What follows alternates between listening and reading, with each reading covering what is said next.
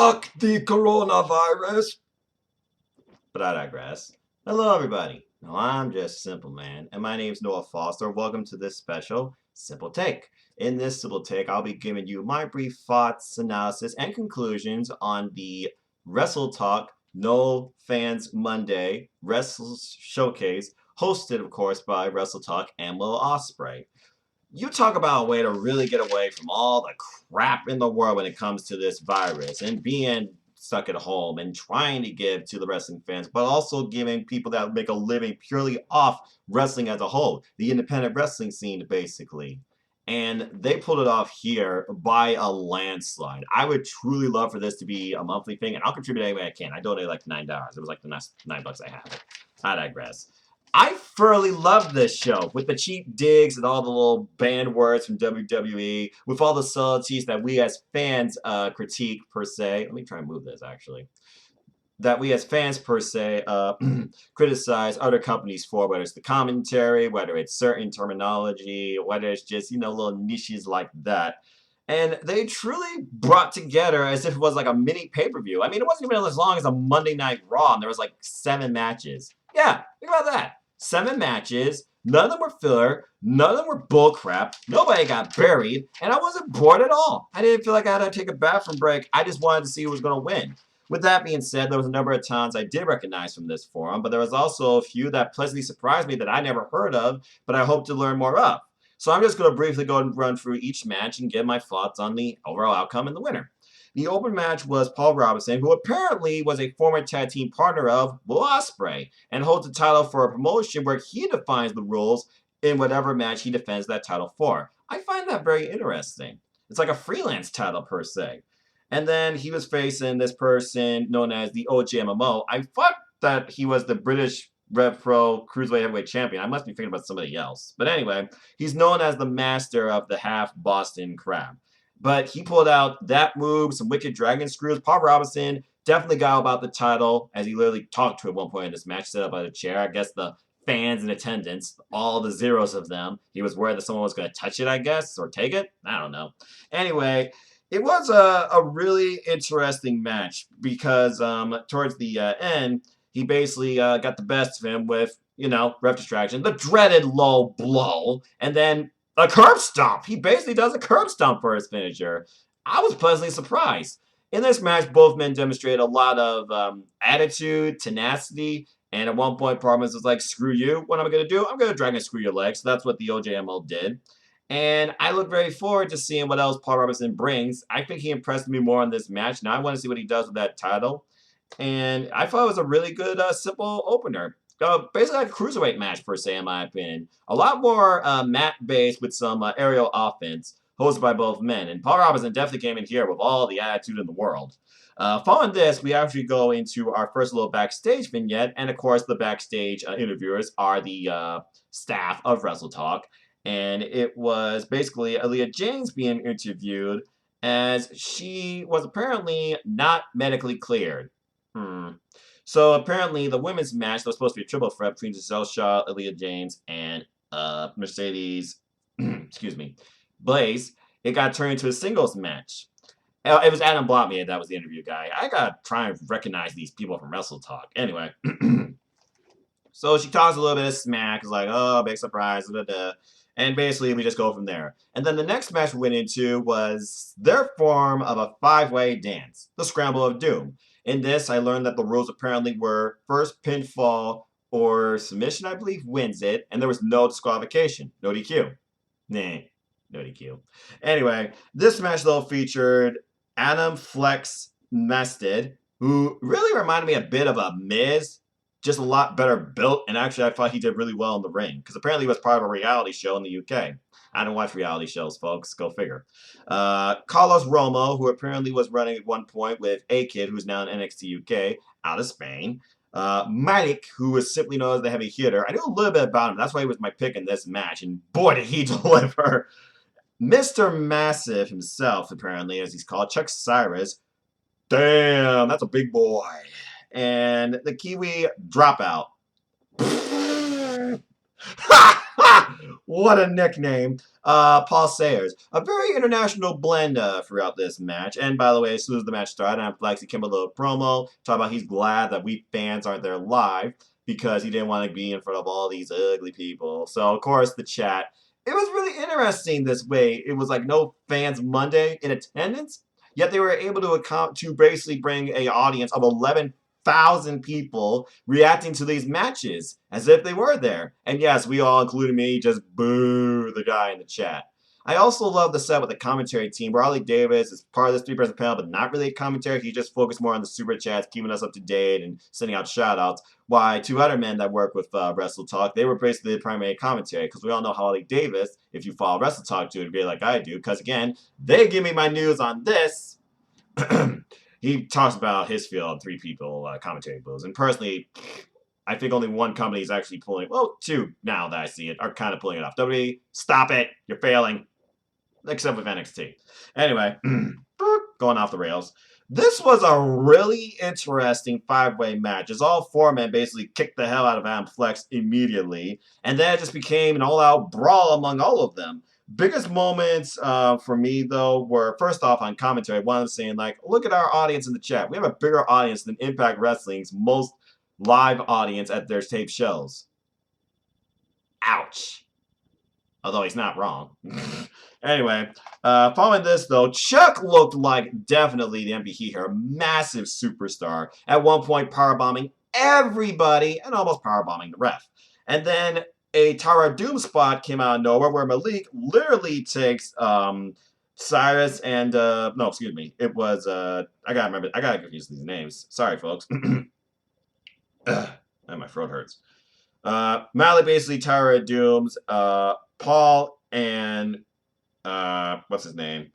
Paul and Malik. Yeah, Malik Tara Dooms Paul and I don't know why I can't think of his name now. He basically power bombs two people. It was Paul and Flex. That's what it was, Paul and Flex. But then out of nowhere, on the opposite sides of the ring, you see Cyrus and Romo with double splashes, and we thought we were going to get some sort of pinfall combinations as two men were over in the corner, and then Malik, the distance this guy got, wow!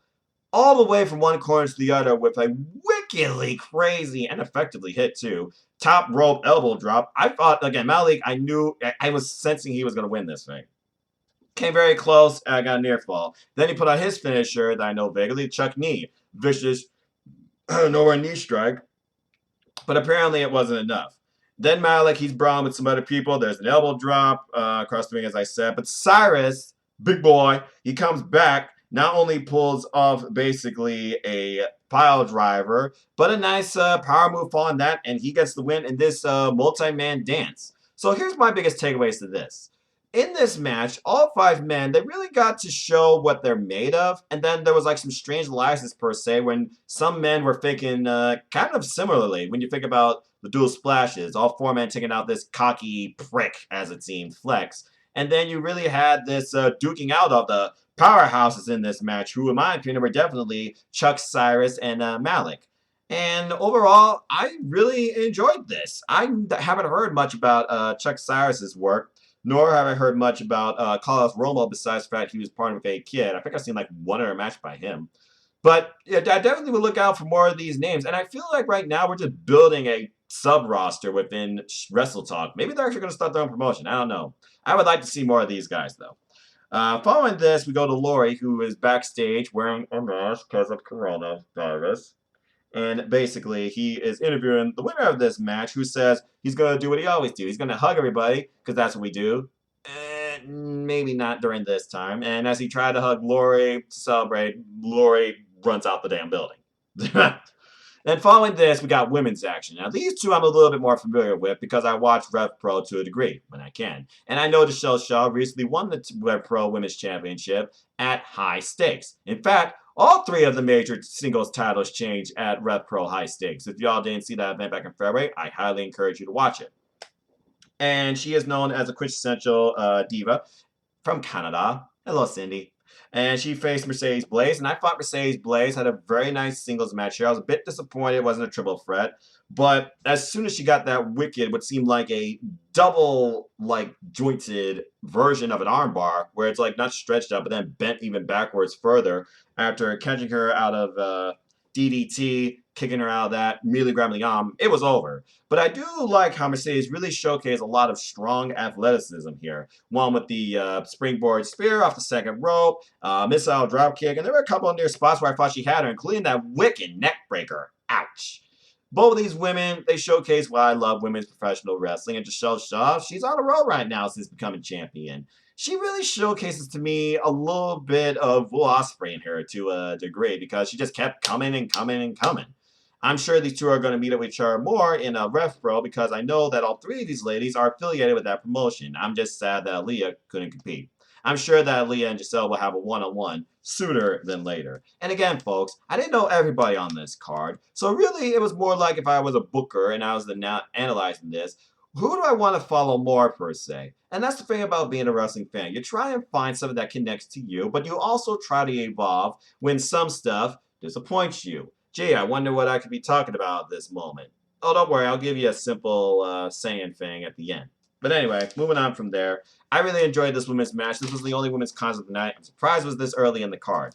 And then we get into one of my favorite matches of the night. And really, this second half, it's like each match just went over and over and over the other. Well, maybe the tag was like a little bit of an off spot, but I digress. Anyway, first off, Luke Owen. Mr. Baldhead himself, Sonic fan though, so I respect him. He was doing an interview backstage with Wrestle Talk Scholarship winner who's about to face the toughest adversary, and Mr. Independent himself, David Starr. Kyle Newman says, I'm terrified. But before he can say anything else, who comes in?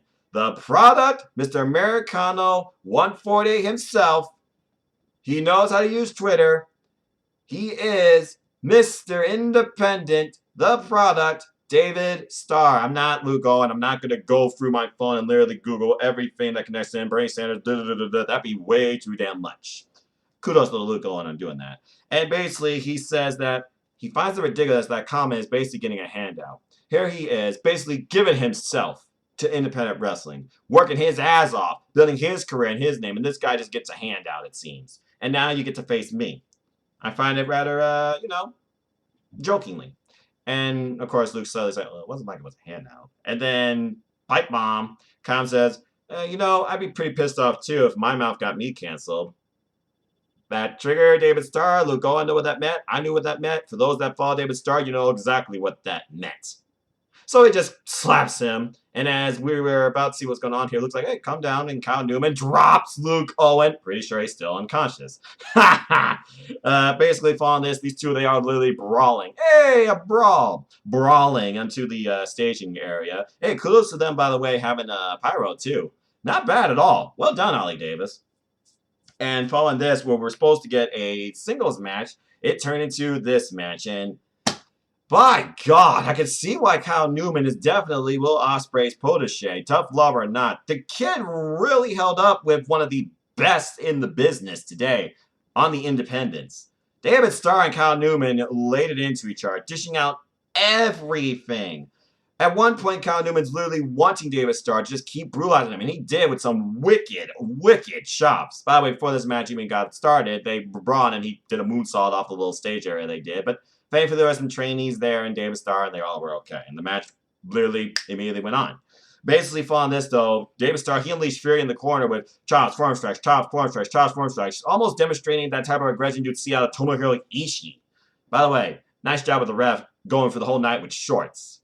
Anyway, following this, though, Kyle Newman, he pulls out a destroyer out of nowhere and a shooting star press, still not enough, and a guillotine brainbuster, really demonstrating he can really hold up with the best in the game today. None of it was still enough. However, David Starr felt all of it as he started trying to get feeling back in his arms and his hands and his neck because he had a stinger effect, clearly, from all those moves. But, of course, David Starr, he came back into play with some more offense, but then there was, out of nowhere, Scorpion kick, forearm smash by Kyle Newman, getting the better of David Starr. And then David Starr literally pulls out his trademark lariat and turns that kid inside out. And then a power bomb over the knee. Ouch! I thought David Starr had him. No, the guy kicked out. And then following this, we literally go to what looks like a top rope maneuver, only for Kyle Newman to come into play and pull off a wicked belly to belly. Not belly to belly, belly to belly. And then we get a near fall after a unique bridging pinfall combination for Kyle Newman. He came this close beating David Starr. I was thoroughly impressed. Small package after that, after David Starr counters that move, and still not enough. Tries to get the product, doesn't do it. And then another lariat and freaking pile driver. You're thinking that's it? What the bloody hell? Kyle Newman kicked out. And David Starr is shocked and furious. So he goes off the ropes, not once, not twice, 3 times, and lariats the kid into next week. The match is over. They bump elbows. David Starr, I think, was pleasantly surprised. I think he earned the product's respect. He certainly earned my respect. I didn't know much about Kyle Newman outside the scholarship thing. I seen him a little bit when WrestleTalk did their showcase previews. Because, again, I follow WrestleTalk for UK Wrestling and New Japan Pro Wrestling. Because NJPW is my number 1. Simple as that. Well, with that being said, a very astonishing breakout performance and probably was the toughest match in this young man's career. So he definitely earned whatever WrestleTalk and Will Ospreay is providing him financially, mentally, and physically in the wrestling business. And I think he's going to go very far. As far as David Starr goes, he's already made man. He's all about the independence. He's all about bringing up wrestlers in independence. I think he made Kyle Newman look like a star, no pun intended. And I think he sees that he's going to be a star. I would love to see these two face each other again. I just wish I could see Jon Moxley versus David Starr, but I guess that's just going to have to wait. With that being said, though, this was a very, very, very impressive match, and at this point, it was my match of the night. So, with that being said, we go backstage to the other person in WrestleTalk, Chopper. Dance Chopper. And basically, he is backstage interviewing one half of our next match, as the next match was a tag match. Team Sin, as they're called. Nathan Cruz, the show stealer, and Lufer Steele, who is a giant physical specimen I've never seen before. I know Nathan Cruz vaguely from Defiant Wrestling. I remember that Ups and Downs match where, why, he faced Simon Miller, why, and he lost. Why, I don't know. But anyway, yes, James, that was for you. Anyway, he interviews them and he says, okay, give the people what they want, man. Dance, Chopper. And they immediately push him to the side. He's gone. And basically, they are called Team Sin, and basically they're here to show why they are the premier tag team to watch for. And they're facing the team of Robbie X and Scotty Davis. Both men you should know very well from the UK scene. Robbie X making names for himself all over the place, being known as the innovator of excellence. I learned that when he faced Pac, unmasked by the way, on Defiant Wrestling. Go watch Defiant Wrestling, folks, so you can learn a lot about some of these stars. That's how I started with some of these people outside RevPro that I didn't know. And Progress, because it turns out his partner in Progress, Scotty Davis, he is a tag team champion with, y'all might recognize this name, Jordan Devlin, who is currently the NXT Cruiserweight Champion. So, with that being said, this was a great back and forth match for quite a while, though. Nathan Cruz and Lucas Steele, they were controlling Scotty Davis, who took, I think, one point a Birmingham Hammer type maneuver on the apron by the two. Ouch. Robbie X gets a hot tag in, innovative indeed, counting a lot of stuff with rebound kicks, springboard kicks, and an interesting move, a modified gator roll type maneuver, almost like a swinging neck breaker, though. And Lucas, though, he comes into play and really be the difference maker here, taking out not only Robbie X, but Scotty Davis multiple times with forearm smashes. There was a spiral type of corkscrew splash maneuver that Robbie X did pull off eventually, broken up by a headbutt by Nathan Cruz after some earlier miscommunication hung Nathan Cruz on the top rope in the most sensitive spot. Anyway, following this, though, Lucas, with a faraway choke slam, good God, sets them up, it seems, for what you could call almost a heart attack. He had him up in the electric chair position, and basically Nathan Cruz come off the top rope, powerbomb, and lariat, boom, they're done. And the team Sin of Nathan Cruz and Lufer Steele, they get the win. Pinning, I believe, Scotty Davis, if I remember correctly. Apologies if I'm wrong, folks. I'm Matthew on Botchamania. So here's my thing. I basically knew about 2 of these people in this match, and I learned a lot about 2 others. If Lucas Steele and Nathan Cruz truly are a tag team on the UK scene, I think they're one to look out for. They are huge powerhouses, but the funny thing is, Lucas Steele, he out heights, it seems, Nathan Cruz. So I could see that maybe coming into play because I feel like these are two massive egos that could implode. Robbie X and Sky Davis demonstrated a lot of similar offensive tactics I thought worked really well together, but we already know who Sky Davis is working with. Robbie X, he's making a name for himself with the mask. I mean, maybe he and Ligero could do something or are already doing something. I don't know. I'm gonna definitely have to look up them stuff here. But I really enjoyed this match. It was a great tag match. At one point, I think the ref lost who was the legal people here because tag matches, that's what happens when you're not a tag team specialist referee. But I thought it was really good, and I don't have a complaint. And I love how it all stayed within the area of the audience, ringside pretty much. Following this, though, we go into Chopper, who's back. Probably still sore when he was just dropped on his ass. He interviews Adam from that five-way scramble, who basically says, I may have lost, but people know here that I'm still a winner because I proved that I'm the most handsome and I am the dropkick king, and I came out looking like a star. And then time is money, then he left. So, hey, see you on the circuit, Flex. I think that's not going to be the last we hear about him. With that being said, though, let's go into the next match. I know Aussie Open. I know what Kyle Fletcher is capable of. But damn, Connor Mills. Now I understand why you are true grit. Because this is the first match I've seen on Connor Mills. These two brutalized the hell out of each other. And I freaking loved it. At first, it was a testament of who could basically take control of the other and a test of strength as they were both challenging each other with running strikes. But then things really took a change when Mills took over the match, screwing up Kyle Fletcher's left arm. Fletcher, though, he takes control after a while of the arm being worked on with a wicked open palm strike and a pump kick. But then a spin-out package pile bomb later on in this match, I thought, holy hell, that was it. And then they made the comment, you know that whole idea about these people, ... died. One of the commentary people, they're like, ... dead. Yeah, I thought he was dead too. No, they kicked out near fall. Kyle Fletcher couldn't believe it. I couldn't believe it. Basically following this, though, he goes into a lawn dart maneuver, only for Mills to turn it into a freaking reverse Rana. Jesus. And then we get a top rope draping cutter, per se, or DDT, I don't know. But basically, he hangs up Fletcher on the top rope, drops him, and goes for another fall. Nice near fall, but literally a rope break saved the match and let it continue.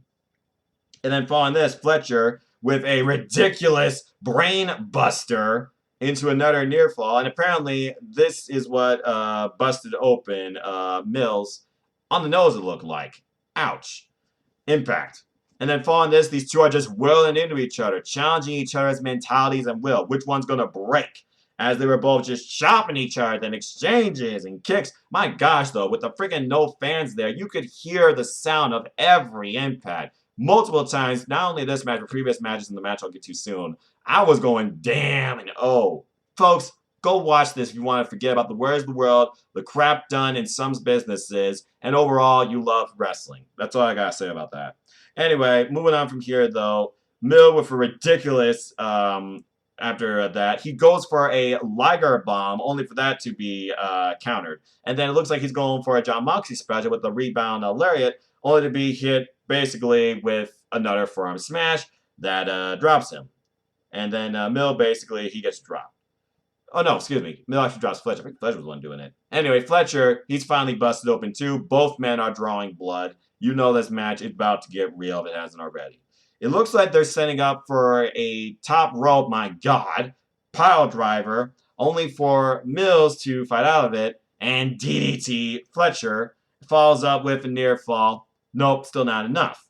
450, pit perfectly. Still not enough to put away one half of Aussie Open, one of the best tag teams in the world if you all actually follow the UK scene. I remember when they actually faced GOD back at World Quest last year. I need to go rewatch that match too. Anyway, headbutts galore to the arm by Mills as he tries to now submit Fletcher at the limb he was working on in the beginning, but kind of like left to the side. And it looks like he's going to submit into what they basically call the Rings of Saturn. So that's why Pac's submission is now called the Brutalizer. I was wondering what happened with that name. Anyway, U5 was going to tap out. He did not. And then a torture rack counter by Mills. Basically, that got countered by Fletcher into Hey, he's going to the WWE Hall of Fame. I'm proud about that. We'll talk about that a little bit. Anyway, beautiful Liger bomb that would make Jushin Thunder Liger proud. And then a clothesline that closed him out of his damn boots. And then a long dart and a jumping pile driver that finally gave Kyle Fletcher the win in an all-out, bloody, aggressive brawl and fight. That is what professional wrestling brings, folks, out of the best of people. Under any circumstances, when you love the business that much and want to give to those that support you.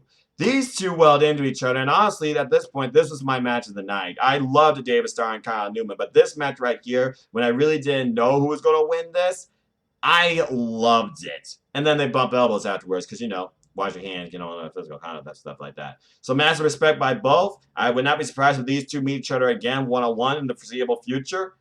I was thoroughly impressed. And I definitely need to look more into Connor Mills' work after that. Kyle Fletcher still making a name for himself as a singles all over the place. And this match just adds to that. Which brings us into the one match I knew the most about, the one match I was looking forward to the most initially, and the one match that I thought, this is going to be something very unique. And boy, was it. And it turned out to be my match of the night. Go figure. It was Bia's girlfriend, as the announcer said, Will Ospreay, versus Ospreay's girlfriend, Bea Priestley. Now, you all know Bea Priestley if you follow the UK scene, but I know Bea Priestley right here from America, not just from AEW, people. I actually did watch WCPW. I watched Defy Wrestling. I know she's from New Zealand. She faced Neil Dashwood. You all might remember her as Emma, per se, okay? And really, as far as Bea making her name for herself here, go watch the match from AEW Doc of her versus Chris Statlander. Ignore the thing that comes out in the audience. Just look at the in action in the ring. That was the breakout singles performance for Bea Priestley as far as America goes, to put her name on the map. And then, of course, she's also been involved with Defy Wrestling, because, again, I watched Defy Wrestling until its end. I missed that promotion. And I also remember her from Pro Wrestling E. With that being said, it's something special when you have a wrestling couple, whether married or just starting a relationship or been in a relationship in a while. You really wonder what brings them together, and can they actually duke it out with each other in the ring? And you wonder the match being held off in the ring. Is it a soap opera? Is it Game of one-upsmanship? Is it a love for, the sport? Is it a form of a date? I don't know what the hell this was besides brutal, aggressive, hilarious in the beginning, and overall just pure, massive respect, passion, and love, not only for each other, but the business. Damn! So, with that being said, let me go ahead and try and briefly go through this. The match, of course, starts off with Will Ospreay acting like a complete asshole, just having fun, teasing Bea like, oh, you want me? Come at me, come at me. And he's even gave her, the only cheer in the building when she was introduced, yay. Will Ospreay, he was amped, he was fired up, and this is proof why Will Ospreay, on any card, he can steal the damn show. Basically, this match really picked up, though, when Bea Priestley pulled off some ELP-type stuff with the tightrope walk, excuse me. Could not get my words right. I'm after Botchamania. And then Ospreay, he comes back into play, though, gets control over Bea. By the way, Ospreay showing a little bit of Okada in the very beginning with the cellophane, but Bea's like, I'm not going to let you do that to me. I'm not going to go easy on you. You better not go easy on me. And, boy, they did not. Ospreay with a handstand kick took Bea's head off at this point. I hope Bea legitimately was just selling, but I think she might have really actually got hurt here at one point. But I'm sure that Ospreay and Bea, they both expected that. I mean, these two have been dating for the last 4 years. Anyway, twisting neck breaker. Ouch! With a ridiculous knee strike by Bea Priestley. Again, Stardom exercising more of a kick-based foundation with their overall wrestling layout and routine.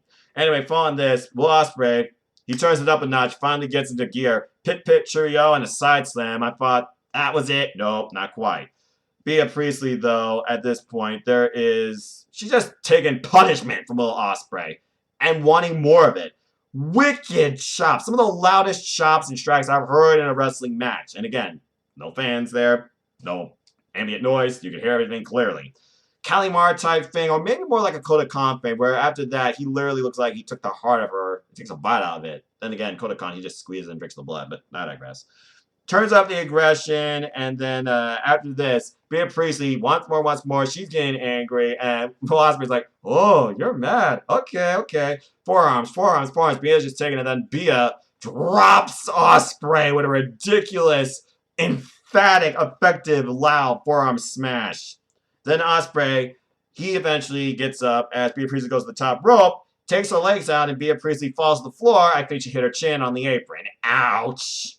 And then following this, Will Ospreay tries to go after Bea Priestley with that Sasuke Space Tiger Dive special. Y'all remember that from his match, of course, with Hiromu Takahashi at the Chicken Bomb at Wrestle Kingdom. Only to be caught in the ropes, and God, the man's neck. Every time he gets DDT, I don't know if it's worse with him or Kota. He gets DDT planted on the apron with a spiked DDT, and then Bea Priestley follows up with what else? God. Top rope freaking double stomp that drops both him and her to the floor. What the hell are these two doing? Then, following that, we get a ridiculous knee strike. Again, focus Bea Priestley on the strikes with the knees and the kicks. With a unique bridge pin, almost like a side suplex type pin with the bridge, while she's still scraping her back. The back was her story in this match, that's for sure. And then a forearm basically wakes up Ospreay at one point, where he realizes what's going on here. And then these two are just running into each other. It's almost like you get a yay boo situation. I'm pretty sure they'd probably be yaying for BM boo and Ospreay. They're just welling into each other one after another, and then there's a ridiculous chop by Ospreay, followed by a suplex, only for Bea Priestley to immediately stand up and issue a knee strike of her own again against Will Ospreay. And then following this, Will Ospreay, he comes back into play with that traditional, step up wall kick off his opponent into the enziguri, drops Bea Priestley, only for Bea to pull off a freaking destroyer, third destroyer of the night, by the way, for those keeping track, into a near fall. The match continues, dear God. And then following this, Ospreay, he pulls out his traditional hook kick, goes for his ace in the hole, the ox cutter, but before he can even spring off the ropes, Bea goes after him, pulls him off the ropes into a ridiculous suplex spot. And another crazy knee strike. My God. And then following this, knee pad down, she's like, I'm ending you. This is over. Only for there to be a headbutt in the corner. And she goes for a sunset powerbomb. Ospreay holds onto the ropes, but then Ospreay gets caught in one of his own moves as Bea puts him in Cheeky Nando's kick position and nails it. And then following this, by the way, did anyone else notice? Well, I guess I didn't get there, so I'm good.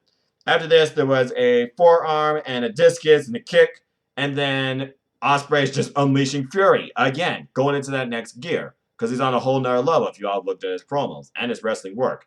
And he literally goes for the hidden blade, countered into a Rainmaker? When did Bea Priestley do that? It literally was like a Rainmaker because she still held wrist control as both of them were down. As she was getting up, though, maintaining wrist control, she grabs the other wrist. Apparently, she's been watching New Japan Pro Wrestling, or maybe she's worked or trained with these two. A Kamigoye. Hey, y'all know whose move that is, right? But still not enough. And then following this, Will Ospreay, he literally goes into gear, I think, 15 at this point, when he pulls off a ridiculous standing Spanish fly and a hidden blade into, finally, the Stormbreaker. And that was it. 1, 2, 3. My God, you look at the evolution and growth of both of these incredible wrestlers, and you look at their connection to professional wrestling, and you look at, well, their relationship. They left it all out there for the love of not only themselves, but more so the love of the sport. An absolutely incredible first and an incredible match. And I've seen Johnny Gargano versus Candice LeRae countless times, too. That's another wrestling couple that I truly do admire and respect. But these two right here, they are the overall, that was just unfreaking believable, okay? If you don't watch anything else tonight, Monday, and this is being recorded Monday night, 9 p.m. Eastern Standard Time on March 16th, 316 day. Oh, hell yeah. I had to do that. Sorry, I don't drink beer. I'm straight edge, but anyway. And then following this, Ospreay, he, of course, because he won, as tradition shows in Japanese promotions, he basically says, hello, where's everybody? And then he just shows up as a massive clown, but he loves it. He loves it. He loves what he did here. He loves this so much. And basically he says, It's No Fans Monday, and he just acts like a complete total clown. Just probably on the highest hype he's ever been in the world right now.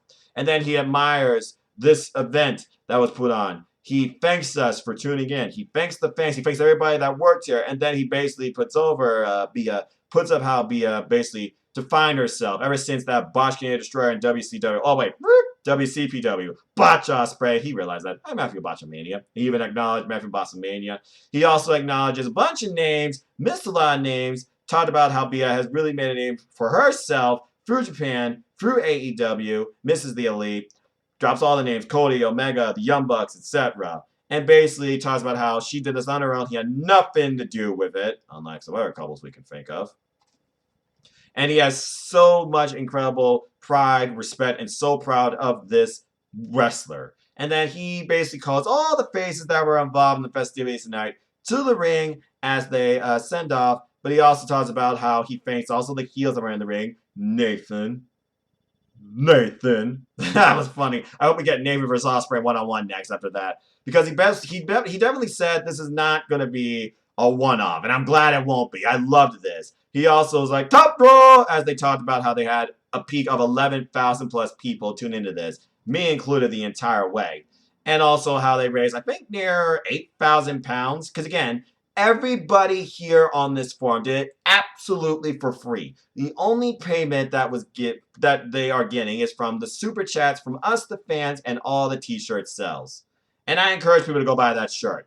I might even myself if I had money still. But with that being said, he thanks us all. He loves this so much. And of course, he ends with the definitive line. This is what it's all about.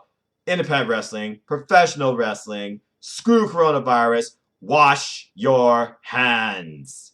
So with that was the first ever No Fans Monday Wrestle Talk Showcase hosted by professional wrestlers on the independent scene and in conjunction led by, really, Will Ospreay.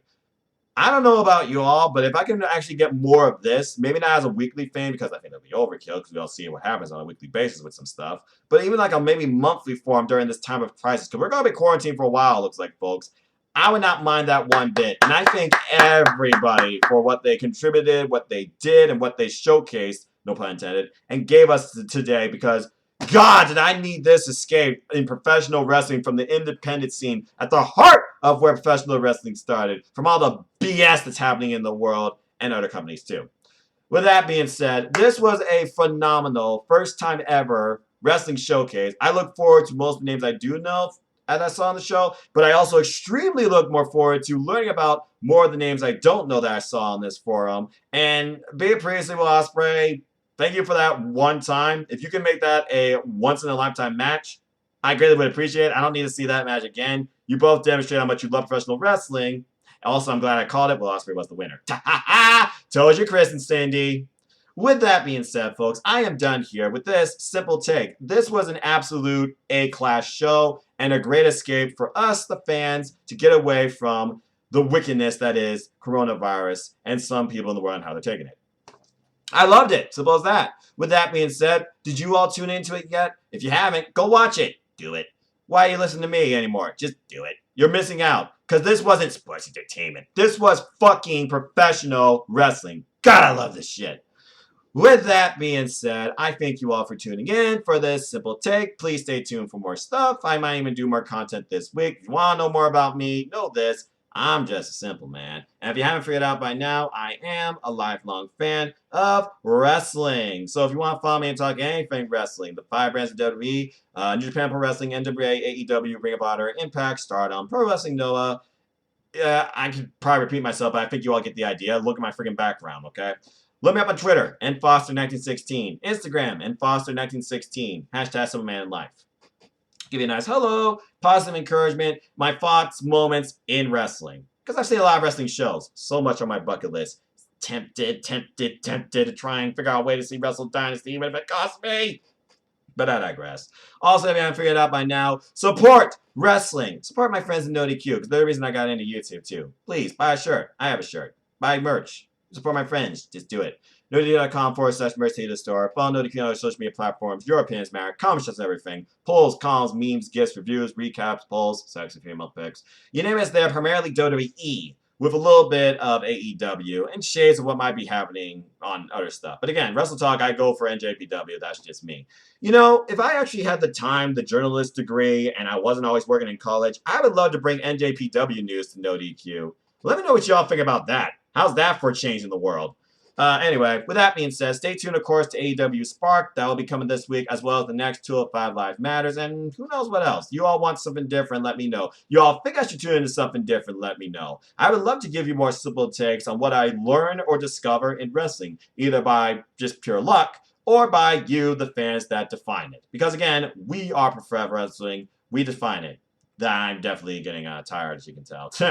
But with that being said, I hope y'all enjoyed this. Please like, share, subscribe, comment, tell a friend, hit the bell to know when the next video is going to go live on this channel. Hit the subscribe button. God bless you all who's helped me and enjoyed and expand upon this creative journey. Thank you to the 124 that have tuned in. Stay tuned tomorrow night for AEW Spark with 2 potential guests, Mike and Gina, from my Team All Elite Facebook group led by Mark the Griff Reviews. Please follow all my friends' YouTube channels. I'm still rebuilding my YouTube channel. I need to put them in my wrestling community tab forum on the homepage.